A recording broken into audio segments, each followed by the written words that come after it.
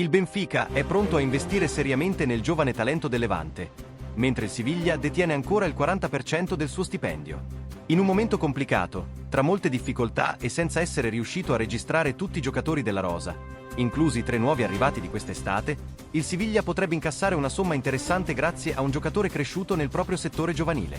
Carlos Álvarez, protagonista con il Levante, è seguito da diversi club europei, ma è il Benfica a mostrarsi maggiormente deciso nel tentare l'acquisto. Secondo i media portoghesi, la squadra di Lisbona avrebbe già avviato i negoziati con il club valenciano e sarebbe pronta a offrire circa 18 milioni di euro per il trequartista originario di Sanlúcar La Mayor, fondamentale nella promozione del Levante con 7 gol e 11 assist all'attivo. Tuttavia, da Valencia fanno sapere che il Levante intende ricevere l'intero valore della clausola rescissoria. Un errore gestionale da parte di Víctor Horta, ex direttore sportivo del Siviglia, ha permesso al Levante di ingaggiare il giovane senza alcun costo, pur mantenendo il Siviglia una percentuale del 40% sulla futura rivendita, a condizione che avvenga prima di giugno 2026. Dopo quella data, tale quota scenderà al 30%. Il Siviglia osserva con attenzione l'evolversi della trattativa, sperando in un guadagno significativo, in un momento in cui è in attesa anche delle decisioni di Wallo e Carmona, che potrebbero trasferirsi rispettivamente al Napoli e al Nottingham Forest. Il primo ha già trovato un'intesa con il club italiano e spera che la proposta venga accettata, mentre il secondo, per ora, non ha intenzione di lasciare nervion punto. Il possibile trasferimento di Carlos Álvarez rappresenta un'opportunità non solo per il Benfica, ma anche per il Siviglia, che si trova in una fase delicata della sua gestione economica e sportiva.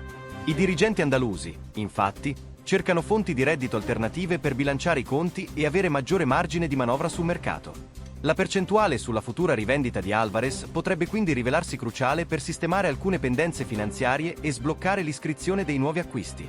Nel frattempo, il Levante si mostra irremovibile. O viene pagata l'intera clausola rescissoria, o il giocatore resterà a Valencia almeno per un'altra stagione. La dirigenza granota è consapevole dell'importanza di Álvarez sia dal punto di vista tecnico che economico, motivo per cui non intende scendere a compromessi. Il centrocampista offensivo è uno dei pilastri della squadra e un simbolo della nuova fase sportiva del club. Dal canto suo, il Benfica continua a spingere per chiudere la trattativa il prima possibile. Il club portoghese considera Álvarez un investimento a lungo termine, un profilo ideale per il suo progetto sportivo e con grande potenziale di crescita. La società lusitana è anche disposta a offrire un contratto molto competitivo al giocatore, con l'obiettivo di convincerlo a cambiare campionato e intraprendere una nuova avventura nella Liga Portugal. Carlos Álvarez, però, non ha ancora preso una decisione definitiva. Il calciatore è molto legato al Levante, dove ha trovato continuità e un ambiente favorevole per il suo sviluppo. Tuttavia, è anche consapevole che un trasferimento al Benfica rappresenterebbe un passo avanti nella sua carriera, con la possibilità di disputare competizioni europee e di crescere sotto la guida di uno staff tecnico di alto livello. Il Siviglia resta alla finestra, osservando ogni mossa con attenzione.